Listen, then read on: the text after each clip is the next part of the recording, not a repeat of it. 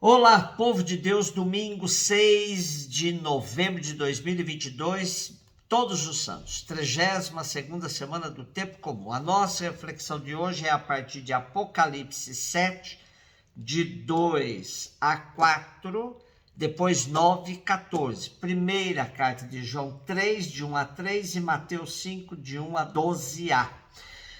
O Apocalipse foi escrito para animar comunidades perseguidas até a morte pela opressão e repressão dos poderes do final do primeiro século e inícios do segundo. A multidão, simbolizada pelo número dos 144 mil marcados, 12 vezes 12 vezes 1000, na fronte, era um número, na realidade, impossível de se contar dos que lutavam e resistiam. E o trecho que lemos hoje do Apocalipse ainda nos fala de outra multidão vestida de branco com palma na mão. Esses são os mártires, os que já tinham entregado suas vidas para a continuidade da missão do Cristo. Por isso, o ancião afirma que eles são os que lavaram suas vestes no sangue do Cordeiro. Todos nós pertencemos à multidão dos que foram resgatados pelo sangue do Cordeiro.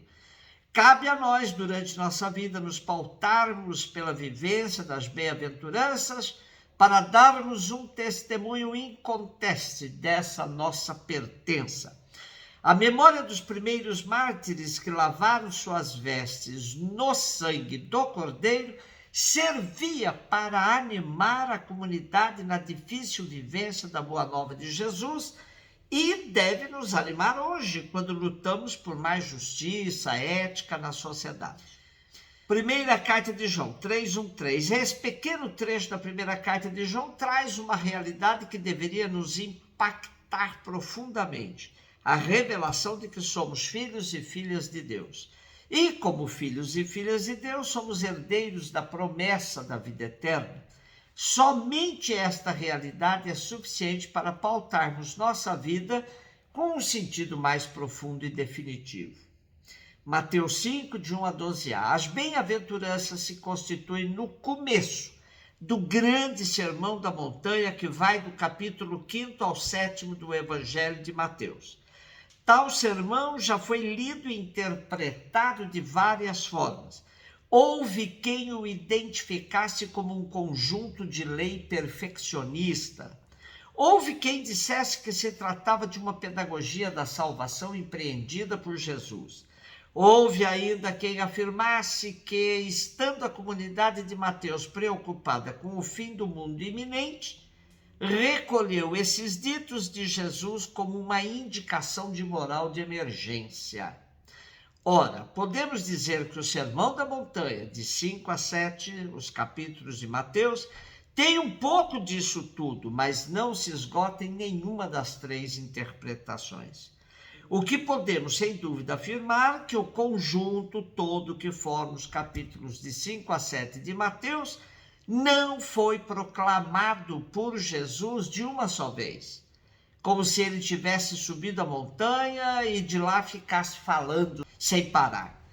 Trata-se sim de uma coleção de ensinamentos de Jesus recolhidos pelas comunidades com a finalidade de formar uma espécie de um pequeno catecismo para uso dos aspirantes ao batismo, os quais eram chamados neófitos. Portanto, não se trata de conjunto de leis, mas sim da gratuidade do Evangelho. Essas recomendações de Jesus não podem ser lidas na mesma ótica dos mandamentos, pois o Evangelho supera a lei. A lei deixa as pessoas entregues às suas próprias forças e as desafia a empregá-las ao máximo. O Evangelho, porém, coloca as pessoas diante do dom de Deus e lhes pede que faça deste dom inefável o verdadeiro fundamento de suas vidas. É bom ter claro, o dom de Deus sempre precede suas exigências. Em outras palavras, Deus não colhe onde não tenha semeado. Por isso, não se trata de ler as bem-aventuranças como se Jesus tivesse nos dizendo assim: faça tudo isso e serão felizes, serão bem-aventurados. Nem mesmo imaginar que Jesus possa ter insinuado, diante da grandeza das exigências das bem-aventuranças, algo assim: deves fazer tudo isso, mas vês quanto tu és miserável. E para evitar qualquer tentação voluntarista, é bom deixar claro também que não se trata de algo assim: reúne tuas forças, trata-se do combate final. Não. Verdadeiramente as bem-aventuranças querem dizer: estás perdoado, és filho de Deus, pertences a seu reino. Sobre tua vida também se levantou o sol da justiça. Não te pertences mais, és da cidade de Deus, cuja luz ilumina as trevas. Agora podes fazer mais esta experiência. Da gratidão do Filho de Deus remido, brota o fruto de uma vida nova. Tal é o sentido do Sermão da Montanha. Bem-aventurados os pobres em espírito, porque deles é o reino dos céus. Com essa sentença temos a abertura das bem-aventuranças. Frequentemente tenta-se tirar a força dessa expressão como se os pobres em espírito fossem pessoas humildes, independentes de sua condição social. Ora, não podemos isolar a primeira sentença das bem-aventuranças do conjunto do Evangelho, pois senão caímos no ridículo de afirmar que cegos, coxos, surdos, mudos e demais categorias de pobres, tudo está reduzido a condições espirituais.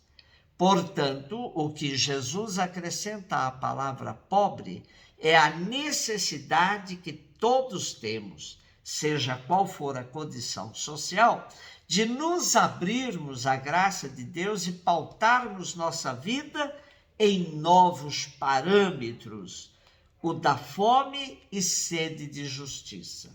São esses os que entraram na dinâmica do reino.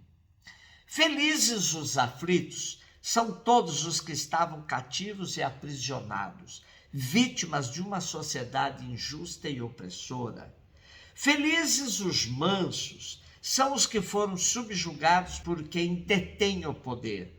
Não se trata de amansados, que foram privados dos direitos de possuir a terra, mas sim de despossuídos de todos os direitos, até mesmo de reivindicar seus direitos. Felizes os que têm fome e sede de justiça, são os que entenderam que a justiça é o alimento vital e diário dos que acreditam no reino de Deus, pois aí não há sequer um sinal de injustiça. Felizes os misericordiosos, são todos os que são solidários com os pobres, pois essa palavra pode ser entendida como misericordis, isto é, ter um coração solidário com os miseráveis. Felizes os puros de coração. O coração para o povo semita era a sede das opções profundas que marcam a vida inteira. Coração puro tem aqueles que não compactuam com a violência, com a corrupção, com a exploração, pois na Bíblia coração puro está associado a mãos inocentes. São os que podem entrar no santuário para louvar a Deus, como diz o Salmo 24. Felizes os que promovem a paz.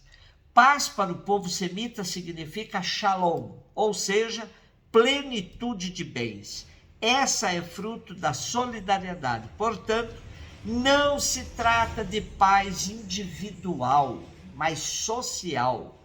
Na dinâmica do reino, uma pessoa só é feliz quando todas o são. Felizes os que são perseguidos por causa da justiça. Não se trata de perseguição por qualquer motivo, mas por causa da justiça do reino, ou seja, por causa da luta por igualdade, solidariedade e fraternidade. Felizes quando vos injuriarem e perseguirem e mentindo disserem todo tipo de mal contra vós por causa de mim.